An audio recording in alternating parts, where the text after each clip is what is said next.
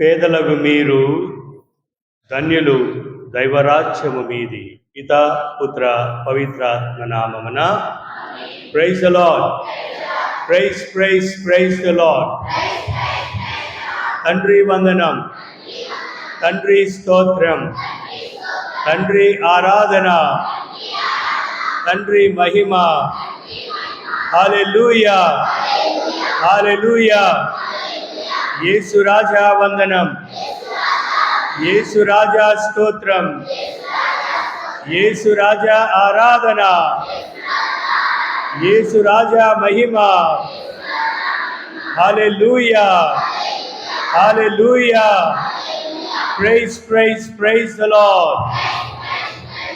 ఆత్మదేవా వందనం, ఆత్మదేవా స్తోత్రం, ఆత్మదేవ ఆరాధన, ఆత్మదేవ మహిమ. Praise the lord.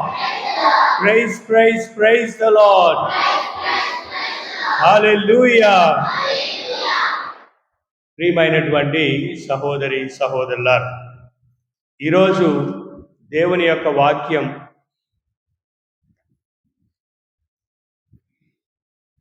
మనము ఎవరి మీద ఆధారపడి జీవిస్తూ ఉన్నాం? ప్రభుని నమ్ముకొని జీవిస్తూ ఉన్నామా? ప్రభు మీద ఆధారపడి జీవిస్తూ ఉన్నామా? లేక మన శక్తి సామర్థ్యాల మీద, మన తెలివితేటల మీద, మన యొక్క సంపద మీద ఆధారపడి జీవిస్తూ ఉన్నామా అనేటువంటి విషయాలను మనము దేవుని యొక్క వాక్యాన్ని ఆధారం చేసుకుని ధ్యానించుకుందాం. ఈరోజు మనం విన్నటువంటి మొదటి పట్టణంలో ఇర్మియా ప్రవక్త ద్వారా దేవుని నమ్ముకున్నటువంటి వారి పరిస్థితి ఎలా ఉంటుంది, నరుని నమ్మినటువంటి వారి పరిస్థితి ఎలా ఉంటుంది అన్నటువంటి విషయాలను చక్కగా అర్థమయ్యే రీతిలో ఇర్మియా ప్రవక్త మనకి బోధిస్తూ ఉన్నాడు. ఈరోజు విన్నటువంటి మొదటి పట్టణంలో దేవుని నమ్మినటువంటి వారిని, నరుని నమ్మినటువంటి వారి జీవితం ఎలా ఉంటుందంటే, చూడండి, ఇర్మియా ప్రవక్త 17వ అధ్యాయము 5వ వచనములో, మొదటి వచనం కాదు, చివరి వచనం, చివరి లైన్లో, నరుని మాత్రం మీద ఆధారపడువాడు శాపగ్రస్తుడు. చూడండి, నరుని మీద ఆధారపడువాడు అంటే మన శక్తి సామర్థ్యాల మీద, మనం సంపాదించుకున్నటువంటి ఆస్తిపాస్తుల మీద, అదేవిధంగా మన పేరు ప్రఖ్యాతల మీద, ఇంకా అనేక మంది మీద ఆధారపడి జీవించేవాడు శాపగ్రస్తుడు, నాశనాన్ని కొని తెచ్చుకుంటాడు అని దేవుని వాక్యం చెప్తుంది. మరి దేవుని నమ్మినటువంటి వాడు 7వ వచనంలో చివరి వచనం, కానీ ప్రభువును నమ్మినటువంటి వాడు దీవించబడతారు అని ప్రభు వాక్యం చెప్తారు. చూడండి, దేవుని నమ్మినటువంటి వారు, దేవునిపై ఆధారపడి జీవించేవారు, దేవుడే సర్వము, దేవుడే నాకు అన్ని అని విశ్వసించి ఆధారపడేటువంటి వారిని దేవుడు ఏం చేస్తారు? దీవిస్తాడని దేవుని వాక్యం చెప్తారు. రెండవదిగా, నరుని నమ్మినటువంటి వారి ఏ విధంగా పోల్చబడిందంటే, 6వ వచనములో, నరుని నమ్మినటువంటి వాడు, అతడు ఎడారిలో ఎదుగు తుప్పు వంటి వాడు. చూడండి, తుప్పు వంటి వాడు. తుప్ప దేనికైనా పనికొస్తుందా? దేనికి పనికిరాదు. మురుక్కంపు కొడద్ది. మనమంతా కుప్పలు కుప్పలుగా మనం వేస్తే చివరికి అది ఏమవుతుంది? వాసన వస్తుంది. చూడండి, నరుని శక్తి సామర్థ్యాల మీద ఆధారపడేటువంటి వారి యొక్క జీవితం ఏ విధంగా ఉంటుందంటే, దేవుని వాక్యం చెప్తుంది, వారు తుప్ప వంటి వారుగా ఉంటారు. అదేవిధంగా దేవునిపై ఆధారపడి జీవించేటువంటి వారు ఏ విధంగా ఉంటారంటే, 8వ వచనములో, అతడు ఏటి ఒడ్డున నాటబడినటువంటి చెట్టు వలె ఉంటాడు. చూడండి, ఏటి ఒడ్డున జల జల జల పారేటువంటి నీరు, సెలయేరు నీళ్ళలో పారుతున్నటువంటి పా ఎడ్డులో ఆ పాతపడినటువంటి ఆ కాలువలో ఎదిగేటువంటి మొక్కల వలె ఉంటారని దేవుని వాక్కు చూడండి. దేవునిపై ఆధారపడి దేవుని విశ్వసించి దేవుని నమ్మినటువంటి వారు ఎప్పుడు ఆనందంతో సంతోషంతో ఎప్పుడు కలకలకలలాడుతూ ఉంటారు. వాళ్ళు ఎప్పుడు సంతోషంగా ఉంటారు.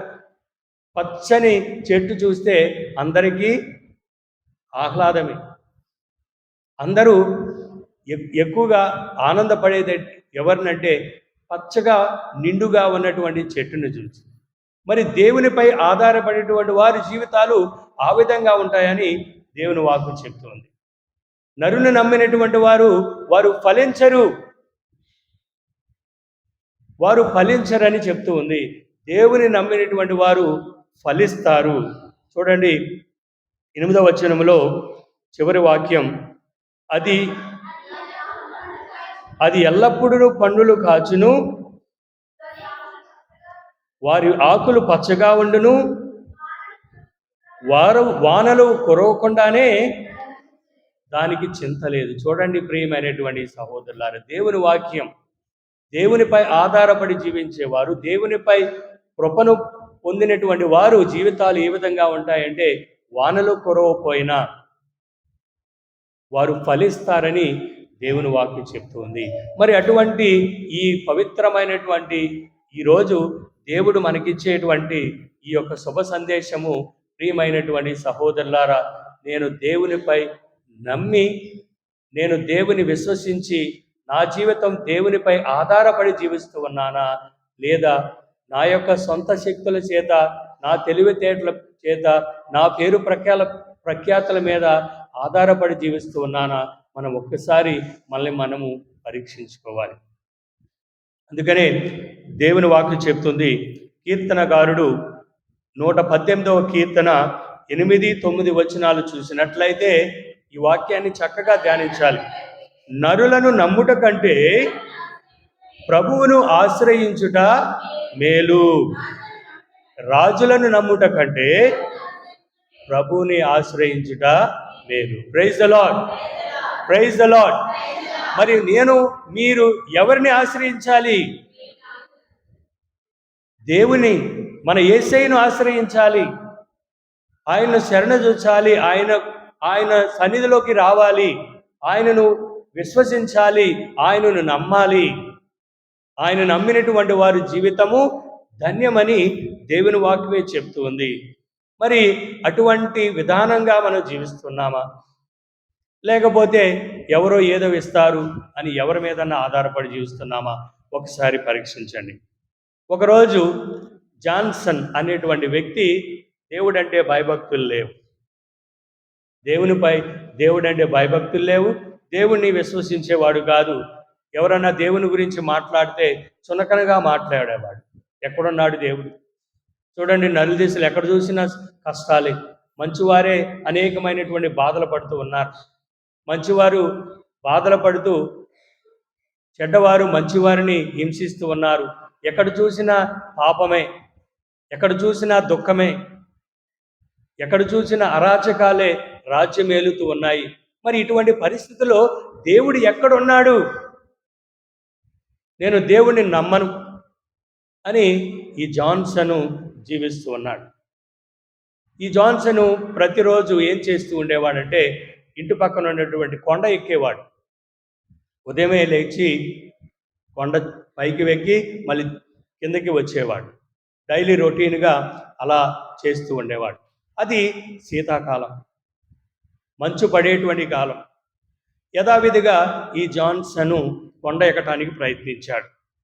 ఉదయమే లేచి వాతావరణం బాగానే ఉంది, సూర్యుడు మెరుస్తూ ఉన్నాడు, దగదగా మెరుస్తూ ఉన్నాడు. సరే, బాగానే ఉందనుకుని కొండ ఎక్కటం ప్రయత్నించాడు. మధ్యలోకి వెళ్ళే సమయానికి వాతావరణం అంతా మారిపోయింది. చీకటి కమ్మింది, మబ్బులు, ఇంకా మెల్లమెల్లగా ఈ మంచు కురవటం ప్రారంభించింది. ఏం చేయాలి ఇప్పుడు? కిందకి వెళ్ళలేడు. తను తెచ్చుకున్నటువంటి ఒక తాడు సహాయంతో కొండనెక్కటానికి ప్రయత్నించాడు. మంచు బాగా కురుస్తూ ఉంది అని అనుకున్న రీతిలోనే తన తన మధ్య వరకు మంచంతా కురిసింది. తన యొక్క తాడు తెచ్చుకున్నటువంటి తాడుతో కొండ ఎక్కడం ప్రయత్నించాడు. ఎక్కుతూ ఉండగా సగం ఎక్కినప్పుడు కాలు జారి పడిపోవటానికి ప్రయత్నించాడు. కాలు జారినప్పుడు పడిపోతున్నాడని గట్టిగా ఆ యొక్క రోపుని, ఆ యొక్క తాడుని పట్టుకున్నాడు. వేలాడుతూ ఉన్నాడు. భూమికి ఆకాశానికి మధ్యలో నిస్సహాయ స్థితిలో వేలాడుతూ ఉన్నాడు. మరి అటువంటి పరిస్థితిలో సహజంగా ఎవరు గుర్తుకొస్తారండి? ఎవరు గుర్తుకొస్తారు? దేవుడు గుర్తుకొచ్చాడు. మరి దేవుడు అంటే ఆయనకి నమ్మకం లేదు, విశ్వాసం లేదు. ఇక అటువంటి పరిస్థితిలో గట్టిగా మొరపెట్టుకున్నాడు, దేవుడా నన్ను రక్షించు. నేను నిస్సహాయ స్థితిలో ఉన్నాను, నేను పడిపోయే స్థితిలో ఉన్నాను, నేను చనిపోయే స్థితిలో ఉన్నాను, నేను బాధలో ఉన్నాను, నేను కష్టంలో ఉన్నాను, నన్ను రక్షించు అని దేవుణ్ణి మొరపెట్టాడు. హఠాత్తుగా మెరుపు వచ్చి ఒక స్వరము వినపడింది. జాన్సన్, నీవు నన్ను నమ్ముతూ ఉన్నావా?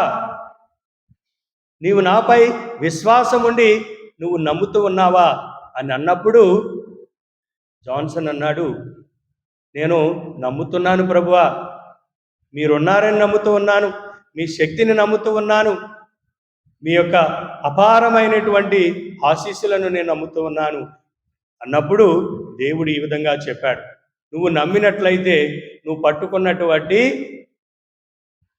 ఆ రోపుని వదిలిపెట్టు, నువ్వు పట్టుకున్నటువంటి నీ ఆధారం పడుతున్నటువంటి దానిని వదిలిపెట్టు అన్నప్పుడు జాన్సన్ అనుకుంటున్నాడు, దేవుడు కక్ష సాధింపుగా నన్ను శిక్షించడానికి, నన్ను మరణించడానికి కుట్ర పన్నుతున్నాడు అనుకుని ఏమనుకున్నాడంటే పట్టుకున్నటువంటి రోపుని ఇంకా గట్టిగా నడుముకి బిగించుకున్నాడు. చూడండి ప్రియమైనటువంటి సహోదరుల, చివరికి ఏమైందంటే బాగా మంచు కురటం వల్ల, మంచులో చలి ఎక్కువ అవటం వల్ల ఫ్రీజ్ అయిపోయి మరణించాడు. కొంతమంది ఉదయమే కొంతమంది కొండ ఎక్కేటువంటి వారు చూసి ఆ యొక్క శరీరాన్ని కిందకి దించారు. చూడండి ప్రియమైనటువంటి సహోదరుల, మన జీవితంలో కూడా జాన్సన్ లాగానే మనము ప్రవర్తిస్తాం. ప్రభువా నిన్ను విశ్వసిస్తాం, ప్రభువా నీపై నాకు ఆధారపడి జీవిస్తూ ఉన్నాం, నువ్వే నాకు శరణము, నువ్వే నాకు సర్వము, నువ్వు లేక నాకు ఏమీ లేదు అని ప్రభువుని విశ్వసిస్తూ ఉంటాము. కానీ ఆయన చెప్పినట్టు బట్టి వాక్యానుగుణంగా మనము జీవించం. ఆయన చూపించేటువంటి బాటలో మనం జీవించం. ఆయన యొక్క వాక్యానుగుణంగా మనం జీవించం. ప్రభుని విశ్వసిస్తూ ఉన్నాం, ప్రతి ఆదివారం దేవుని యొక్క వాక్యాన్ని ధ్యానిస్తూ ఉన్నాం, ప్రతి ఒక్క ఆదివారంలో ఈ యొక్క దివ్య సంస్కారంలో పాలు పంచుకుంటూ ఉన్నాం, క్రీస్తు శరీర రక్తాలను మనము భుజిస్తూ ఉన్నాం. కానీ ఆయన చూపించేటువంటి బాటలో, ఆయన పలికినటువంటి వాక్యానుగుణంగా మనం జీవించము. ప్రియమైనటువంటి సహోదరుల, ముఖ్యంగా 4 ముఖ్యమైనటువంటి లక్షణాల గురించి మీతో పంచుకుంటూ ఉన్నాను. దేవుని నమ్మిన వారిలో ఉండవలసినటువంటి లక్షణాలు. నేను దేవుణ్ణి నమ్ముతున్నాను, నేను దేవుని బిడ్డను, నేను దేవుణ్ణి నమ్ముకున్నాను. చాలామంది అంటారు, అమ్మ నేను దేవుణ్ణి నమ్ముకున్నానమ్మా, మంచిది, నమ్ముకుంటాం మంచిదే. మరి దేవుని చూపించే బాటలో నువ్వు నడుస్తున్నావా? దేవుని యొక్క సహోదరుని, దేవుని యొక్క సంఘాన్ని, దేవుని యొక్క బిడ్డల్ని నువ్వు ప్రేమిస్తూ ఉన్నావా? మరి దేవుని నమ్ముకొని దేవునికి విరుద్ధంగా జీవించినట్లయితే ఫలితం ఏముందో ఒక్కసారి మనల్ని మనము పరీక్షించుకుందాం. మొట్టమొదటిగా దేవుని నమ్మిన వారిలో ఉండవలసినటువంటి మొట్టమొదటి లక్షణము, ప్రియమైనటువంటి సహోదరులారా, దేవునితో నిరంతరము సంబంధాన్ని కలిగి ఉండాలి. దేవుని నమ్మటం అంటే దేవునితో సంబంధాన్ని ఏర్పాటు చేసుకోవాలి. ఏదో దీక్ష తీసుకున్నప్పుడు కాదు, ఏదో తపస్కాలం వచ్చినప్పుడు చాలామంది దీక్షలు తీసుకుంటారు. ఆ 40 రోజులు పవిత్రంగా ఉంటారు. తర్వాత ఏమవుద్ది? సైతాను శోధన పట్టేసిందండి మా హస్బెండ్, మా మా మా భర్తనే. ఈ 40 రోజులు బాగానే ఉన్నాడు, 41 రోజులు పట్టేసింది. మనకు తెలీదా? మనం చూడలేదా? మరి దేవుని నమ్మినటువంటి వారు, దేవుని విశ్వసించు వారు అనునిత్యము దేవునితో సంబంధాన్ని కలిగి ఉండాలి. అందుకనే పునీత పౌలుడు గలతీలకు రాసిన లేఖ 2వ అధ్యాయము 20వ వచనములో దేవుని వాక్యం చెప్తూ ఉంది, మంచి వాక్యం. కనుక ఇక జీవించినది నేను కాదు, క్రీస్తే నాయందు జీవించుచున్నాడు. నన్ను ప్రేమించి నా కొరకై ప్రాణత్యాగము చేసినటువంటి దేవుని పుత్రుని అందలి విశ్వాసము చేతనే ఇప్పుడు నేను జీవిస్తూ ఉన్నాను. Praise the lord, praise the Lord. ప్రియమైనటువంటి సహోదరి సహోదరులారా, పునీత పౌలు గారు సౌలుగా ఉన్నప్పుడు ఎంత నరహంతకుడో అందరికీ తెలుసు.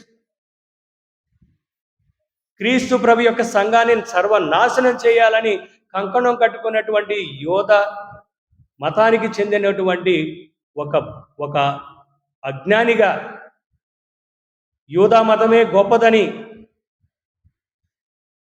ఎంత గర్వంతో అహంభావంతో తొలదూగేటువంటి ఈ సౌలు గారు క్రీస్తు ప్రభుని విశ్వసించిన తరువాత, క్రీస్తు ప్రభుని కనుగొన్న తరువాత, క్రీస్తు ప్రభుని స్నేహాన్ని ప్రారంభించిన తరువాత, నేను కాదు జీవించేది, క్రీస్తే జీవిస్తున్నాడని చెప్తూ ఉన్నాడు. Praise the lord. మరి మనం అనుదినము ప్రార్థన చేస్తాం. చాలామంది దివబలి పూజలో పాల్గొంటాం. భక్తిగా పొద్దున్నే 5:30 గంటలకి దేవుని పాటలు పాడుకున్న తర్వాత మంచిగా ఫ్రెష్ అప్ అయ్యి దేవుని వాక్యాన్ని, దేవుని యొక్క శరీర రక్తాలు భుజిస్తాం. కానీ కుటుంబంలో ఎవరితో సఖ్యతగా ఉండవు, కోడలు పడదు, ఒకళ్ళ మీద ఈర్ష్య, అత్తకోళ్ళ మధ్య జగడం. ఎందుకు ఈ ప్రార్థనలు? ఎందుకు బైబిల్ పట్టుకుని వస్తున్నారు మీరు? ఎందుకు కతోలమని బిడ్డలమని మనం హెచ్చించుకోవాలి? ఒకసారి ఆలోచించండి. మన కుటుంబంలో సమాధానం లేనట్లయితే, నీ వలె నీ పొరుగు వారిని నువ్వు క్షమించకపోయినట్లయితే, నీ వలె నీ పొరుగు వారిని ప్రేమించలేకపోయినట్లయితే, ఎందుకు? మనలో క్రీస్తు జీవిస్తూ ఉన్నాడా? నేను కాదు జీవించేది, క్రీస్తే జీవిస్తున్నాడా అని మనం చెప్పగలమా? ఆలోచించండి ప్రియమైనటువంటి సహోదరులారా. క్రీస్తు ప్రభుని నమ్మినటువంటి వారు, క్రీస్తు ప్రభుని ఆయనే ఆధారమని జీవించేటువంటి వారి యొక్క మొదటి లక్షణము దేవునితో నిరంతరము సంబంధము కలిగి ఉండాలి, సఖ్యత కలిగి ఉండాలి. అది మొట్టమొదటిది. ప్రియమైనటువంటి సహోదరులారా, అనునిత్యము దేవుని యొక్క ధ్యాసే, అనుక్షణము దేవుని యొక్క ఆలోచనలే దేవునిపై నమ్మినటువంటి వారు. రెండవది, దేవుని యొక్క ఉపదేశములను ఆచరించాలి, దేవుని యొక్క ఆజ్ఞలను ఆచరించాలి. నేను దేవునిపై ఆధారపడి జీవిస్తున్నాను, దేవుని బిడ్డను, దేవునిలో జ్ఞానస్నానం తీసుకున్నాను, కథోలిక సంఘంలో సభ్యత్వంలో నేను ఉన్నాను అని చెప్పుకునేటువంటి వారు దేవుని యొక్క ఆజ్ఞను శిరసా వహించి దానిని పాటించాలి. ప్రియమైనటువంటి సహోదరులారా, అందుకనే కీర్తనకారుడు 118వ కీర్తన 119వ కీర్తన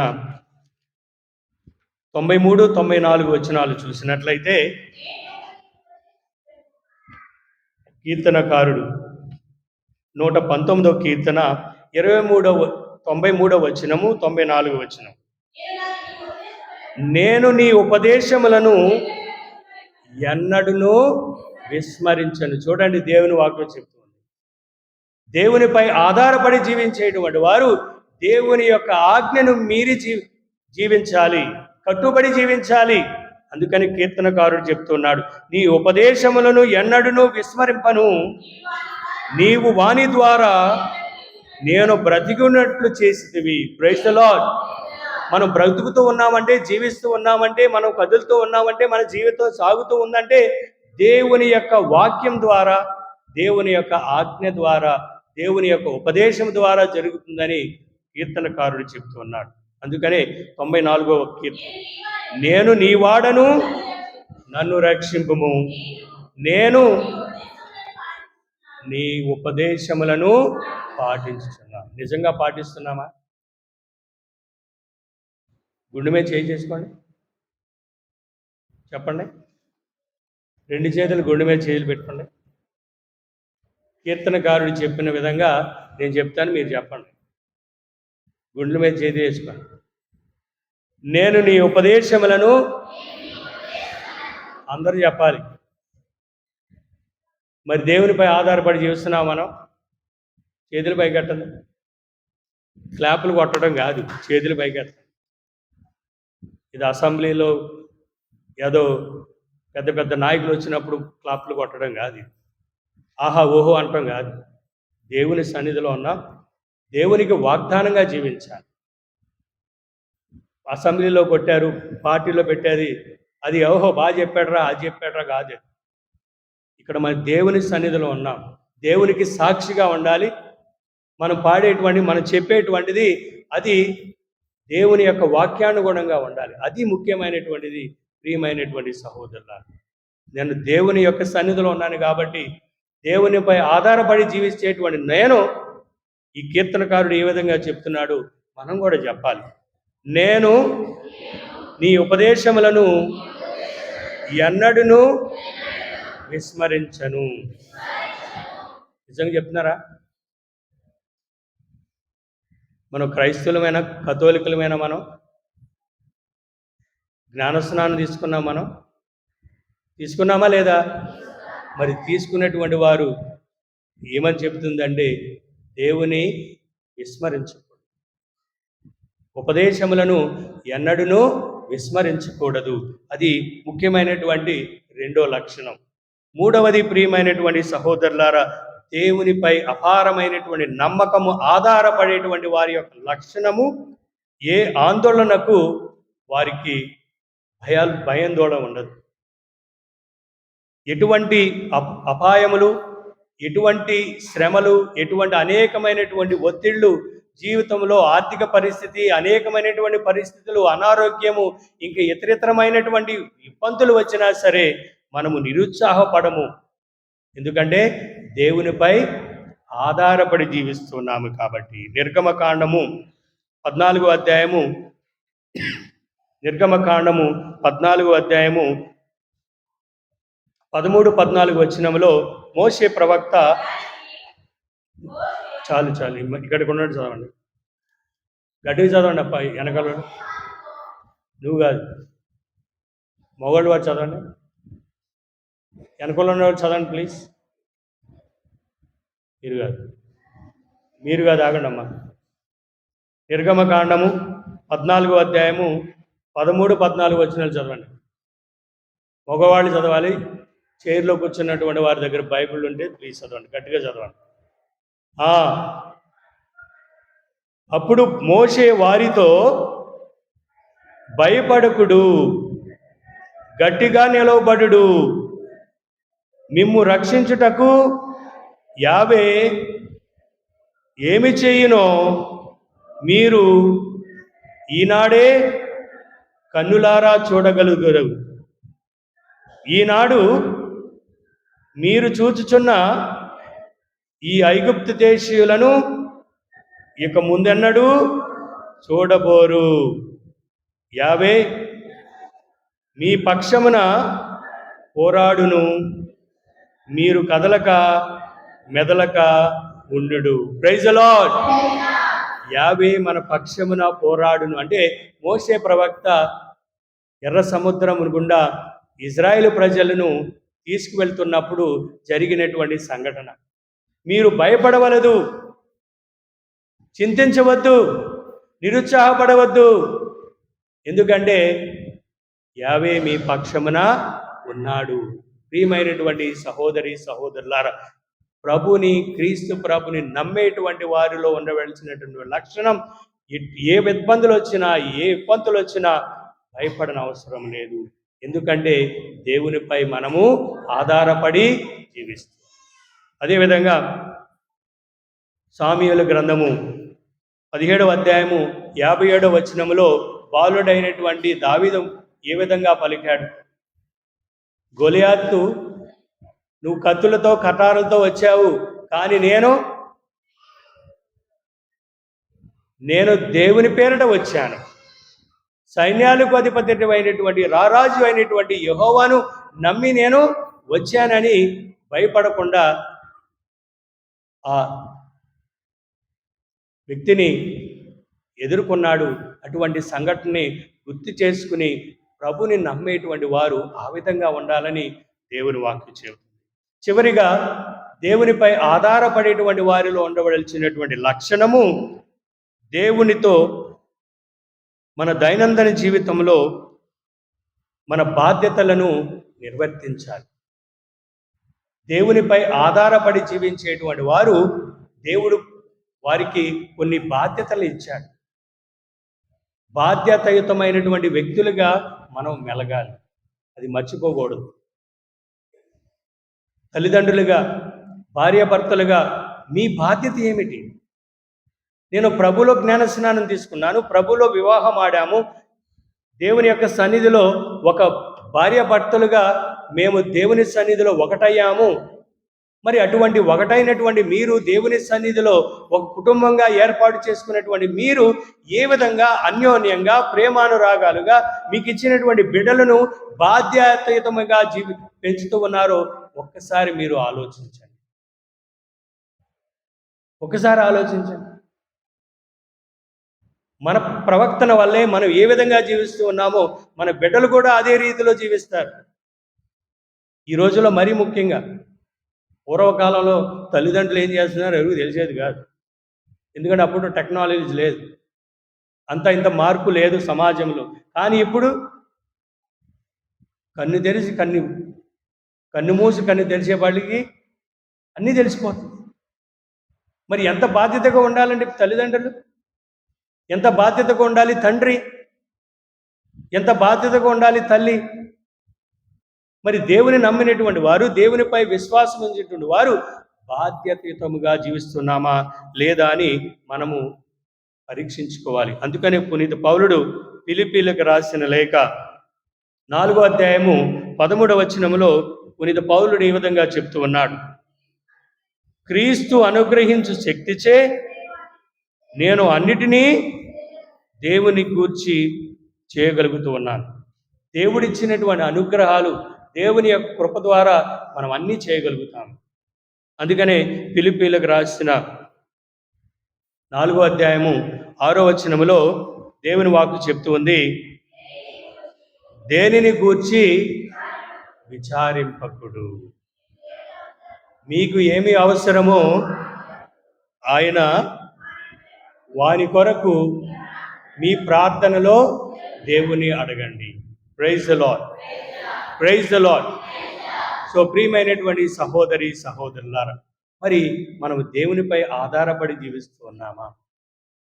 దేవుని నమ్మినటువంటి విశ్వాసమైనటువంటి వ్యక్తులుగా జీవిస్తూ ఉన్నామా?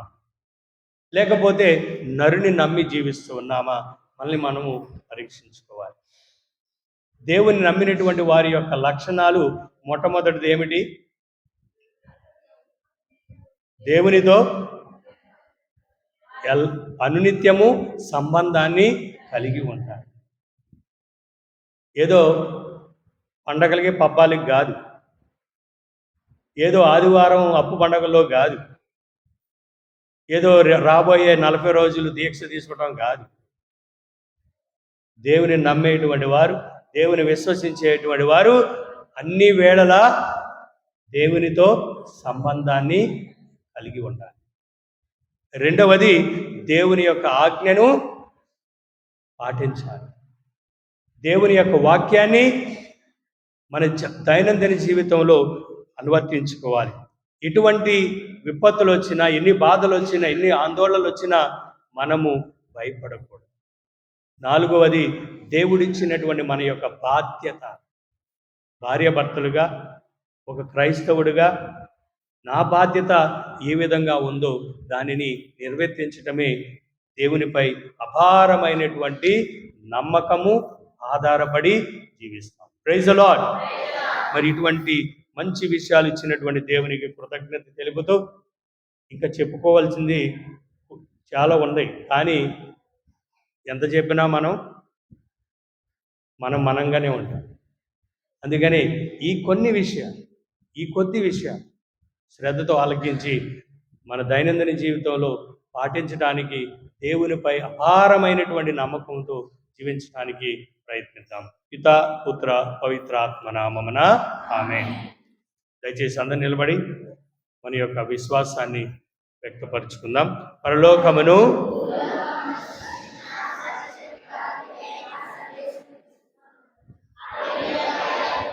మరి యొక్క నాథుడైన